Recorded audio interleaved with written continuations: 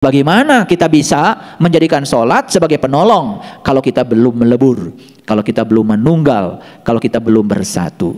Makanya harus belajar teknik sholat yang akan mengantarkan kita sampai pada tingkatan peleburan. Itulah sesungguhnya tauhid yang sesungguhnya.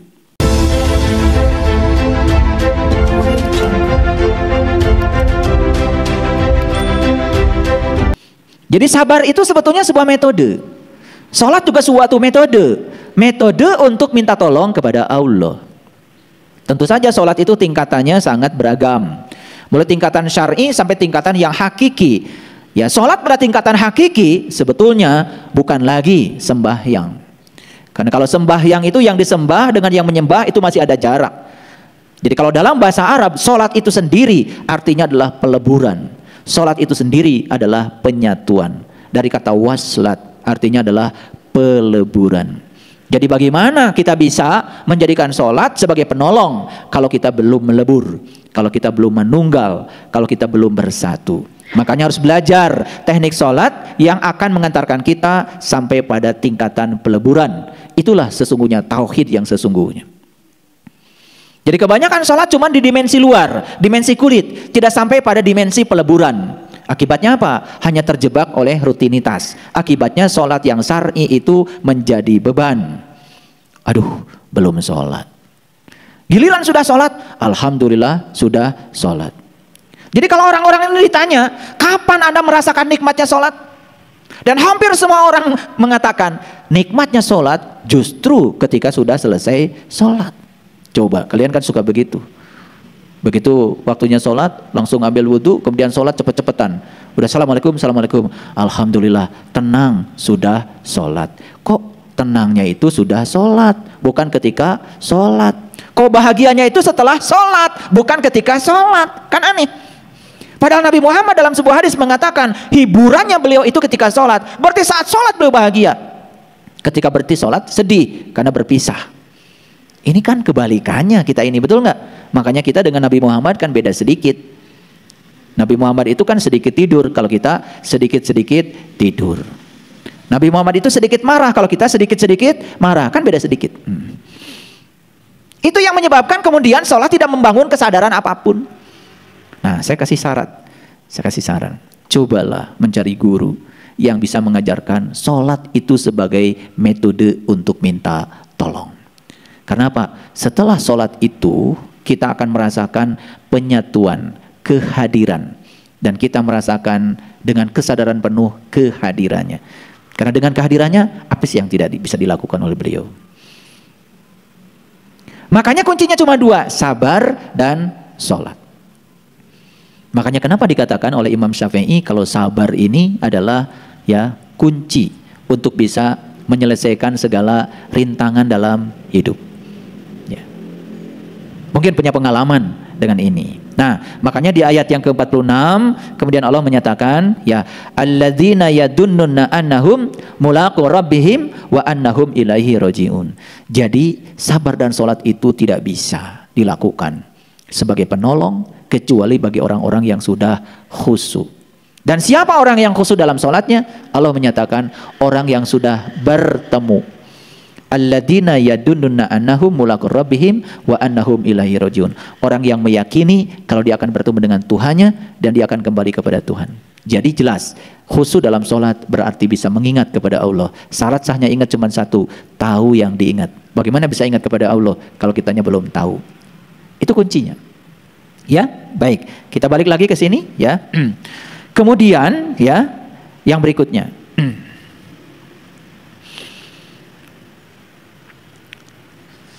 Ada nggak di ruangan ini sahabat yang belum pernah mendapatkan kesulitan dalam hidup? Ada nggak?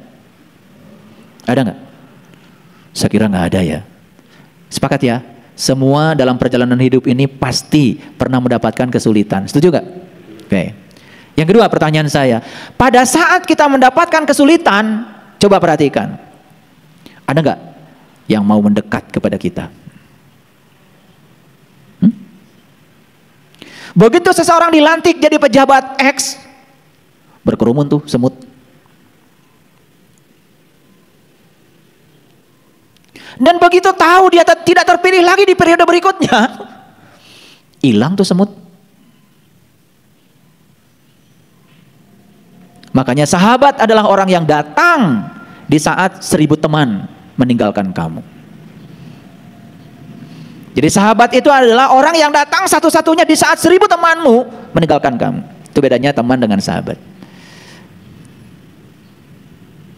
Tetapi tahu nggak, ketika kita sedang kesulitan, kenapa sih orang-orang meninggalkan kita? Tahu nggak pesan spiritualnya apa? Pesan spiritualnya sederhana. Karena Allah ingin agar kamu menjadi sangat hebat. Allah ingin agar kamu menjadi sangat kuat. Allah ingin agar kamu bisa bangkit dengan kakimu sendiri. Allah ingin agar kamu bisa bangkit dengan kekuatanmu sendiri tanpa harus dibantu siapapun. Dan Allah sebetulnya sedang mengisyaratkan kepada kita saat orang lain meninggalkan kamu ketika kamu menemukan kesulitan. Apakah kamu bisa sadar bahwa sesungguhnya hanya aku satu-satunya penolong kamu? Sadar nggak? Nah, ketika orang lain meninggalkan kita, apa yang terjadi? Kita menggerutu bukan? Kita protes bukan? Atau kalau tidak kita pidato, kalian tuh nggak tahu diri ya, nggak ingat jasa-jasa saya ya, begitu? Coba. Tapi orang yang terang benderang di dalam dirinya, saat ditinggalkan temannya, saat ditinggalkan orang, ketika dia kesulitan, dia sadar hanya Allah yang selalu menemaniku. Itulah makanya Allah satu-satunya penolong. Mari kita lihat, ada satu ayat dalam Quran surat Al-Baqarah ya, yaitu ayat 153. Saya tunjukkan ayatnya supaya kita searching ya ayat. Pelan-pelan. Baik, kita lihat ayat ini. Ya ayyuhalladzina amanu sta'inu bisabri wassalah innallaha ma'asyabirin. Hai orang-orang yang beriman. Siapa yang dihaikan? Hanya orang beriman. Yang dihaikan bukan orang yang mengaku beriman. Yang dihaikan adalah orang yang beriman. Apa berikutnya? Ya ayyuhalladzina amanu ista'inu bisabri wassalah. Minta tolonglah kamu dengan sabar dan sholat. Jadi yang bisa sabar dan sholat menurut ayat ini hanyalah orang yang beriman. Yang mengaku beriman? Gak bisa. Karena orang yang mengaku beriman kan juga, percayanya juga, keyakinannya juga masih diragukan. Dia yakin kepada Allah, tidak tahu dan kenal kepada Allah. Nah, makanya di sini dikatakan innallaha ma'asyabirin, sesungguhnya Allah hanya beserta orang-orang yang sabar. Jadi saya tanya sekarang, sebetulnya siapa orang sabar itu? Siapa? Innallaha ma'asyabirin. Siapa orang sabar? Orang yang selalu beserta Allah. Orang sabar. Pernah nggak dapat definisi sabar setegas ini? Selama ini kan sabar, yang sabar ya, yang sabar ya. Jadi menurut ayat ini orang sabar itu orang yang selalu beserta Allah. Jadi siapa orang sabar? Orang yang selalu sadar bahwa Allah itu selalu hadir beserta dirinya. Nih, saya mau tunjukkan. Sekarang kita praktek. Ada orang marah sama kita. Ayo lihat saya semua. Ada orang marah sama kita. Apa yang kita lakukan? Apa yang kita lakukan selama ini? Balik marah kan? Okay. Kenapa ada kata-kata innallaha ma'asyabirin? Kalau orang yang sadar, sebetulnya di balik dia ada Allah. Di dalam diri saya juga ada Allah. Ini Allah, itu Allah. Kan dua-duanya Allah. Paham? Begitu dia melihat dia, bukan sebagai dia, tetapi yang dibalik dia. Apa yang kita lakukan? Wah, ini Allah sedang meningkatkan kesabaran saya lewat kehadiran orang yang tidak sabar. Jadi saat itu yang kita lihat orang atau Allah? Kalau lihat orang marah. Kalau lihat Allah gak jadi. Karena Allah sedang meningkatkan kesabaran saya. Ngerti gak maksud ayat ini?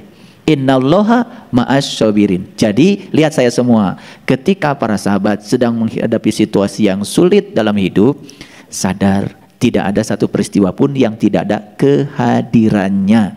Jadi itulah yang disebut dengan innallaha ma'asyabirin. Apa yang kita lakukan selama ini?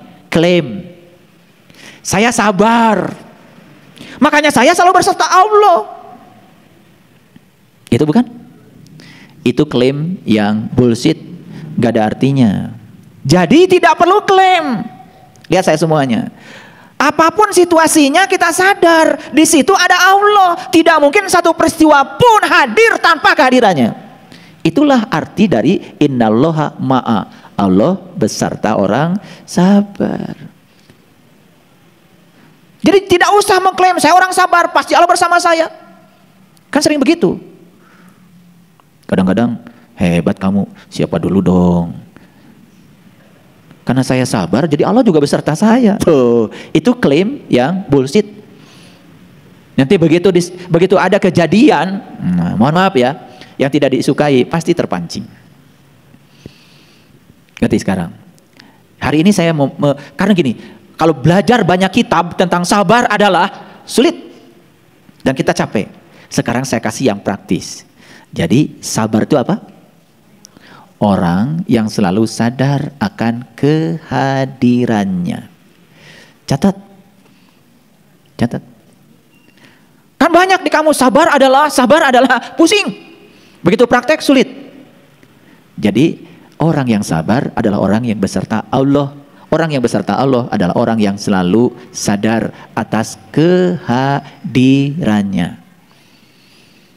Punya uang segitu-gitunya ditipu orang. Gimana sabarnya? Sudah tahu nggak cara sabarnya? Oh, sabar. Itu? Bukan.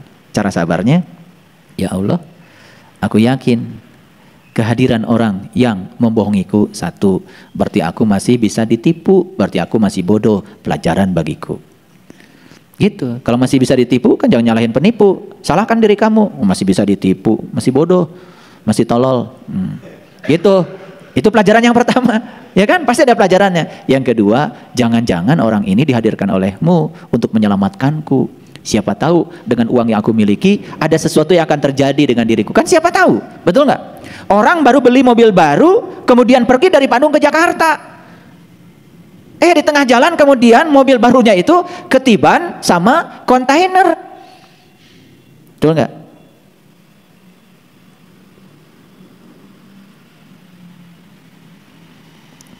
Jadi kalau kita selalu menyadari kehadirannya, nggak mungkin protes. Nabi Muhammad juga sempat dilempari tuh waktu di Taif pakai batu.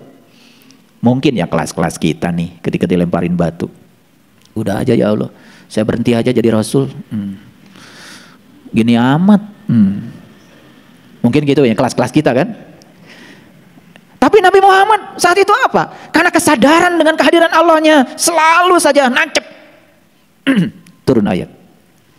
Wa ma romaita id romaita walakinnallaha roma. Hai Muhammad, sesungguhnya yang melempar bukan dia, yang melempar aku.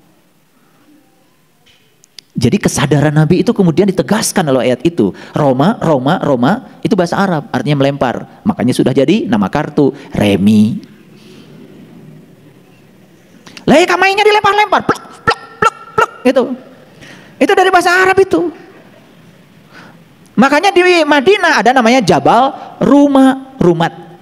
Jabal Rumat itu katanya gunung tempat Nabi Muhammad melempar anak panah. Itu disebut Jabal Rumat. Ya. Kalian sering main kartu remi? Ditanya, kenapa ini kartu namanya remi? Nggak tahu. Betul nggak? Itu dari bahasa Arab itu. Artinya kartu yang dilempar. Namanya kartu remi. Wama romaita, Roma, remi, itu melempar. Baik, lanjutkan dulu. Catat dulu. Jadi siapa orang sabar? Orang yang sadar dengan kehadiran Allah. Kalau bahasa Qur'annya, innallaha ma'a syabirin. Allah beserta orang yang sabar. Siapa orang yang sabar? Orang yang selalu merasa beserta Allah. Coba deh praktekkan ilmu ini sekarang.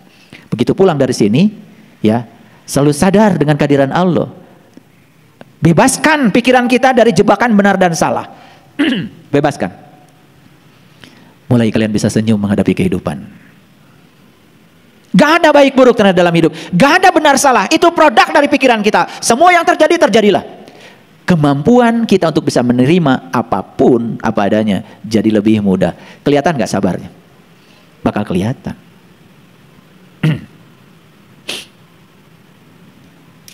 Oke, baik, lanjut. Lanjut. Sebelum lanjut saya nanya dulu. Ini ngerti nggak sampai sini? Ngerti? Oke. Baik, kita lihat surat Al-Baqarah, masih Al-Baqarah ya. Saya tunjukkan Al-Baqarah ayat 286. Ini Al-Baqarah bagian terakhir ya.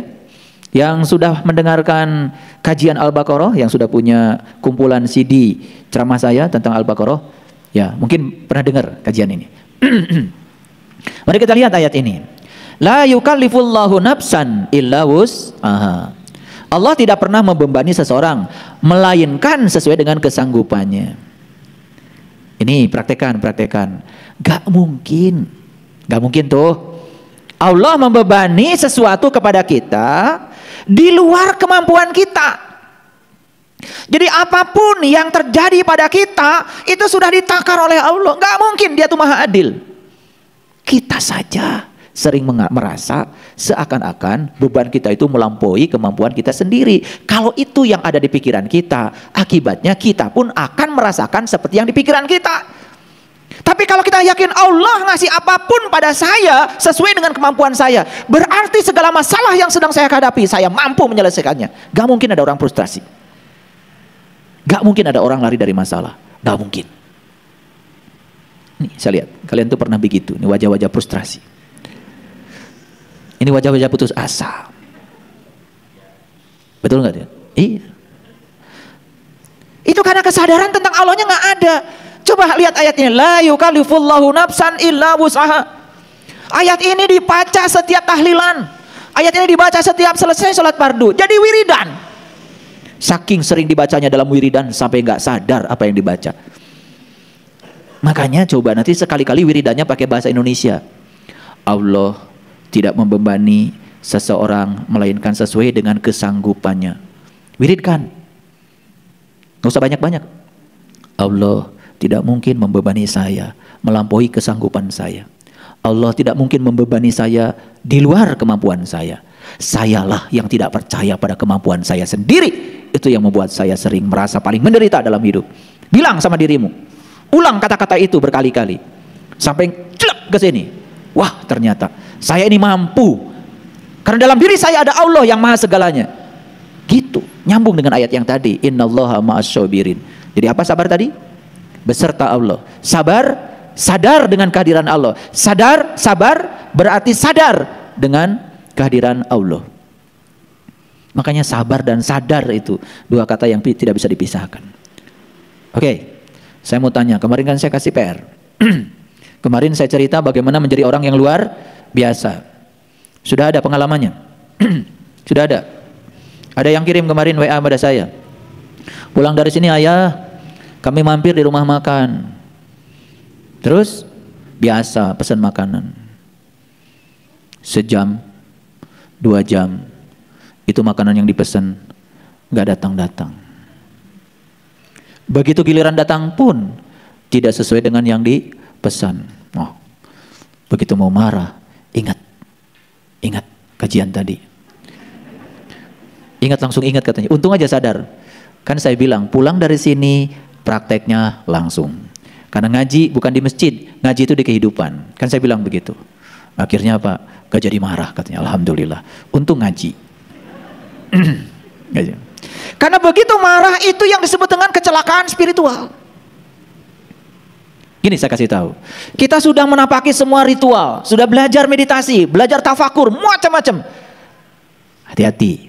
Akumulasi energi positif yang selama itu dikumpulkan bisa hancur ketika kita mengalami yang namanya kecelakaan spiritual. Sekali saja kalian marah, habis semua kebaikanmu. Makanya ya, ada seorang bijak ketika ditanya, kenapa kok Anda bisa masuk di tubuh harimau ini? Bukankah dulu kamu itu manusia? Iya, saya dulu manusia. Dan sekarang saya sedang menjalani karma saya. Saya harus masuk di tubuh harimau ini. Bisa nggak sharing? Perilaku kamu yang mana yang menyebabkan kamu harus terdegradasi sampai hari ini kamu harus masuk di tubuh harimau ini? Dan orang bijak itu mengatakan, saya pernah marah 1 kali. Saya pernah marah 1 kali. Inilah tanggungan karma yang harus saya derita saat ini. Dan saya harus menghuni tubuh harimau ini karena saya pernah marah 1 kali. Ini model-model kalian ini yang marahnya setiap saat. Saya nggak tahu itu pulangnya kemana itu. Itu jadi nerakanya. Marah sekali loh. Itu sekali seumur hidup loh, bukan sekali sehari. Kalian pakai minum pel. Sehari 3 kali. Iya. Makanya wajahnya kayak uka-uka ya. Kerjanya marah aja. Ya oke. Setelah hari ini sadar, innallaha ma'asyabirin. Sesungguhnya Allah beserta orang yang sabar. Bukan, ya Allah terima kasih selalu besertaku karena aku sabar ya Allah. Kata Allah, emang gue pikirin, kata Allah. Ya, jadi bukan begitu sabar itu ya. Jadi sekarang sabar itu sadari semua terjadi di belakangnya ada kehadirannya. Dengan kesadaran itu saya yakin kalian tidak akan sulit untuk bisa menerima kenyataan sepahit apapun. Percaya sama saya. Ya, apalagi sekarang kita sudah tahu la yukallifullahu nafsan illa wus'aha. Allah tidak pernah membebani seseorang di luar kesanggupannya. Jadi apapun beban yang sedang kita jalani dalam hidup sekarang, percaya sekarang. Kalau Allah percaya sama saya, sesuai dengan kapasitas saya, berarti saya dimampukan oleh Allah dan saya mampu untuk menyelesaikan semuanya. Gitu dulu, itu namanya percaya diri. Paham? Paham apa tidak? Itu kunci yang pertama.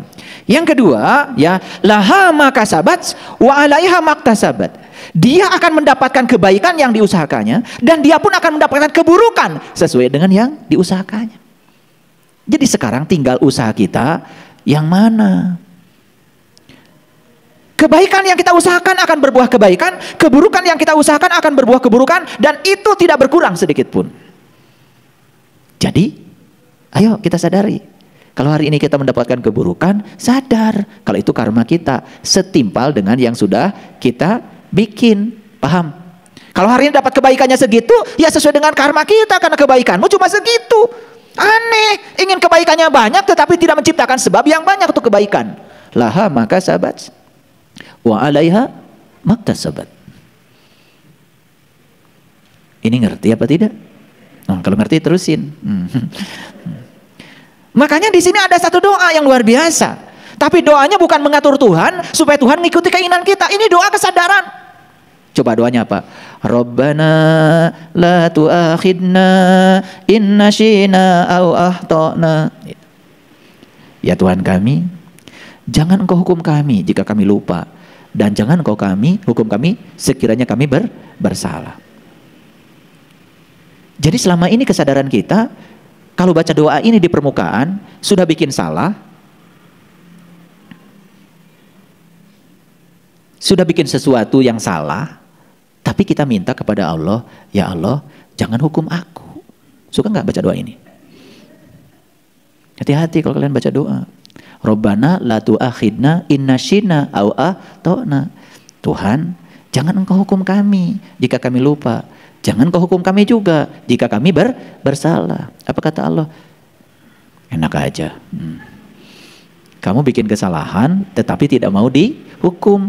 Tapi ayat ini seakan-akan melawan ayat yang di atas, bukan? Betul nggak? Katanya segala kebaikan akan berbuah kebaikan, segala keburukan akan berbuah keburukan. Betul nggak? Itu harusnya itu menjadi sebuah kesadaran. Kamu itu akan menerima sesuai dengan karmamu sendiri. Karena karma ada dua, karma baik, karma buruk. Terus doa ini buat apa? Dan kalau doa ini dibaca di permukaan tanpa kesadaran, doa ini kan sepertinya sedang menghindari diri dari risiko. Padahal risiko yang diambilkan oleh diri kita sendiri. Betul nggak? Ini sebenarnya doa untuk menghibur kita. Supaya tidak usah takut. Sebesar apapun risiko yang sudah kita lakukan, ada akibat. Di balik itu ada pesan Allah yang hendak disampaikan kepadamu. Jadi ketika kita melakukan kebaikan, kita akan mendapatkan kebaikan, ada pesan di baliknya. Ketika kita melakukan keburukan, ada keburukan yang mengikutinya. Itu pun ada pesan di baliknya. Yang paling utama adalah semangat untuk bisa mengambil pesan. Itu sebetulnya. Karena kalau doa ini dibaca di permukaan, ini doa lari dari tanggung jawab. Kan ayatnya la yukallifullahu nafsan illa wus'aha laha ma kasabat wa 'alaiha maktasabat. Ujug-ujug Rabbana la tu'akhidna in nasyina aw akhtana, kan gitu. Gusti ulah dihukum abdi mah. Gitu.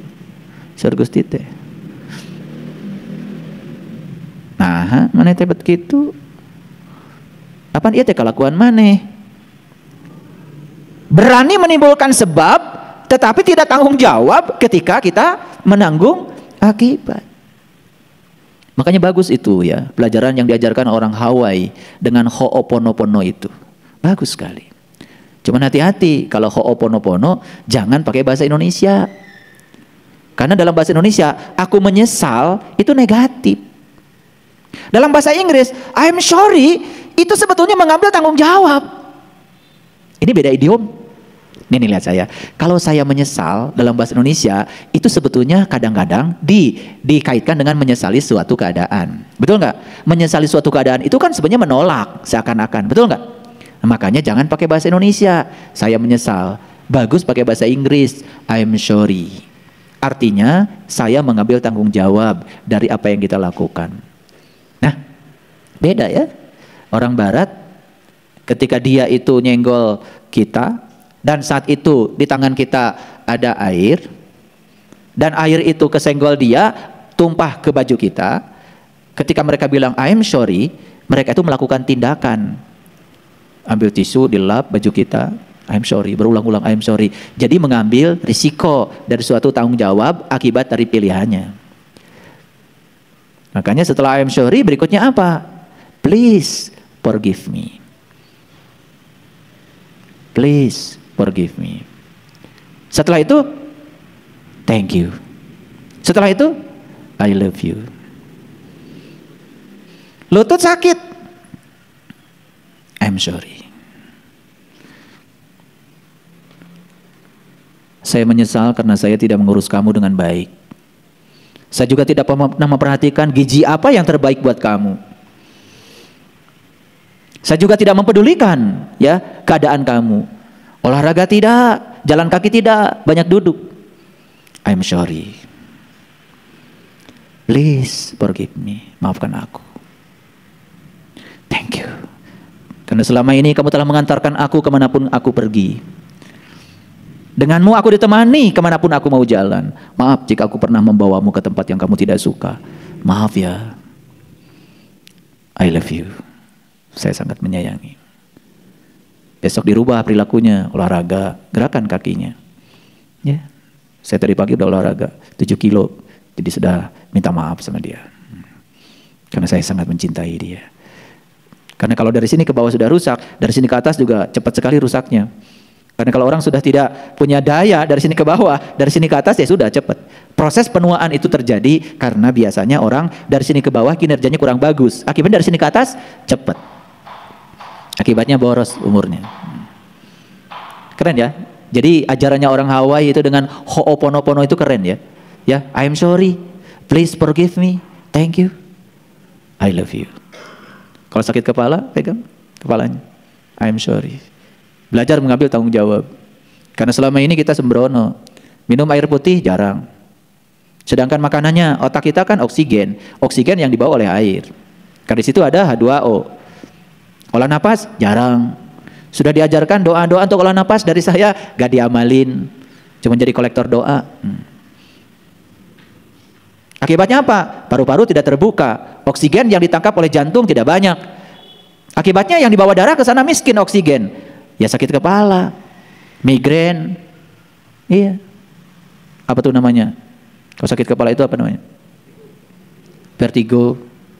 Maaf ya. Saya sampai sekarang itu nggak pernah sakit kepala. Jadi kalau para sahabat olah napasnya bagus, olah napas terutama yang rutin ya, sebelum tidur, bangun tidur, ketika sudah selesai sholat yang sudah saya ajarkan itu, olah napasnya bagus, itu aja dulu ditekuni, coba rasakan. Ada perubahan ya, yang suka vertigo nanti perlahan ya, perlahan. Kenapa? Vertigo itu kan sebetulnya karena ada masalah di otak ini ya. Yaitu sistem kelistrikan di otak kita terganggu, sistem kimiawi terganggu, itu harus diseimbangkan, ya diseimbangkan. Makanya dengan olah nafas itu keren, sangat keren, luar biasa. Baik ya. Rabbana wala tahmil alaina isran kama hamaltahu alal ladzina min qablina. Rabbana wala tuhamilna ma la taqata lana bi wa'fu anna waghfir lana warhamna anta maulana. Jadi yang mau saya sampaikan di sini anta maulana, anta maulana. anta maulana artinya hanya engkau penolongku, hanya engkau penolongku. Jadi cara mengatakan anta maulana yang paling dasar adalah sadari kehadirannya, karena kehadirannya sudah cukup bagi kita. Jadi dengan menyadari kehadirannya setiap saat, apapun yang terjadi gampang untuk kita terima, seberat apapun itu. Coba praktekkan dalam hidup, itu keren sekali. Dan dalam hidup ini banyak kejutan ya, banyak kejutan. Suka dan duka itu teman kehidupan kita. Dan kalau menyadari ini, itu sudah luar biasa, sangat luar biasa. Jadi jangan suka melayani ya, orang-orang yang ngajak berdebat, jangan melayani orang-orang yang memancing kita dengan kemarahan. Gak usah dilayani, jangan terpancing. Keren gak kalau ini dipraktekkan? Keren sekali. Nah, innallaha ma'as sabirin. Baik, kita lanjutkan lagi. Ya. Nah, orang yang sudah terkendali, ya emosinya sudah dalam keadaan tenang, dalam keadaan dan selalu sadar bahwa di setiap saat ada kehadirannya. Innallaha ma'as sabirin. Maka dia akan bersih ya, kata-katanya dari kata-kata kotor, dan akan bersih juga telinganya dari energi yang kotor. Kan tidak akan mengizinkan. Tidak akan mengizinkan. Begini, saya kasih tahu, ayo lihat saya semuanya. Pernah nggak dikata-katain kotor sama orang lain? Pernah? Pasti pernah lah, pernah. Tingkatannya beda-beda.